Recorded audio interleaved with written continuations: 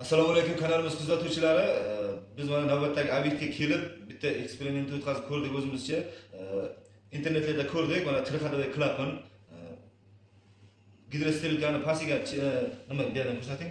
Bu yoqqa qanday o'ng qo'yiladimi, chap qo'yiladimi, qaysi tomonga qo'yiladi sterilkasi biza o'rganib chiqqanimiz teskari holatda bo'lyapti hozir. Teskari holatda, sterilkaga teskari holatda podachaga kirib kelyapti suv. Buni biz qanday aniqladik? Biz eklandik, vaqt boshida eklandik. O'sha narsani biz o'zimizga o'yin bo'lishimiz uchun o'zimizcha eksperiment o'tkazib ko'rdik. Buni hozir gradusini qo'ydikda ushlab ko'rdik.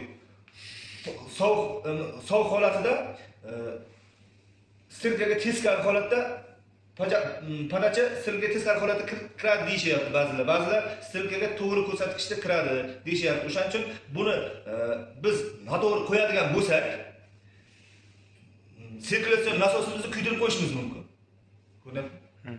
Sirkulyatsiya nasosini kuydirib qo'ymasligimiz uchun, sistema to'g'ri operatsiya bajarish uchun biz eksperiment qilib ko'rdik. Sovuq holatda turibdi, termostatni datchiga o'tkazyapti. Keyin buni biz sinashimiz uchun termostat qizigandan keyin klapan 45 gradusga qo'ydik, mana 45 gradusga qo'ydik. 45 gradusga temperatura ko'targandan keyin podachadan kelayotgan suvni yopadi. Yopgandan keyin obratkadan kelayotgan suvni qaytarib yana pastga podachaga nasos harakatlantirib turadi. O'shanda nasosimiz kuymaydi. Biz buni qanday bildik? Mana ko'rsatamiz. O'tik yonimizda turibdi, santimetrlar o'tiga har doimda. Havo o'tyapti, pramay. Havo pramay o'tyapti nasosga tomon. Buni o'zini o'tikka tegizmaysiz. Iloji boricha mana o'zini trubkachasiga solasiz. Trubkachasiga solasizda, keyin o'tikka tegizib turasiz. Tezroq natija berish uchun. Buni ushlab turamiz. 45 gradusga ko'tarilgandan keyin yopadi.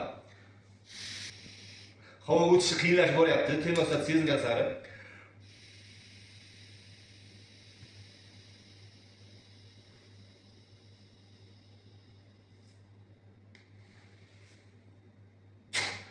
Ko'rdingiz, mana nafas yetmay qoldi. Tepadan, podacha tepadan kiradi, sterilkaga teskari harakatlanyapti. Bu hamma fermaniki, fermasi har xil bo'lsa, sterilka ba'zida to'g'ri ko'rsatilishi mumkin, ba'zida teskari harakatlanishi mumkin. Mana bu trihodovый klapanimizda sterilkaga teskari harakatlanyapti podacha. Mana o'tmayapti. Keyin obratkadan qaytib kelgan suv kiradi, nasos yana aylantiradi. O'shanda nasosimiz kuymaydi, tupli poldagi suvni obratga aylantirib turadi. Mana obratkadan qaytib kelayotgan suvni ushlab ko'ramiz. Ketyapti. Bu pastga havo chiqaryapti. O'shanda sirkulyatsiya nasos aylantirib, tupli pold suvni aylantirib turadi. Podachani yopib turibdi mana. Sovigandan keyin mana idishdan chiqaramiz.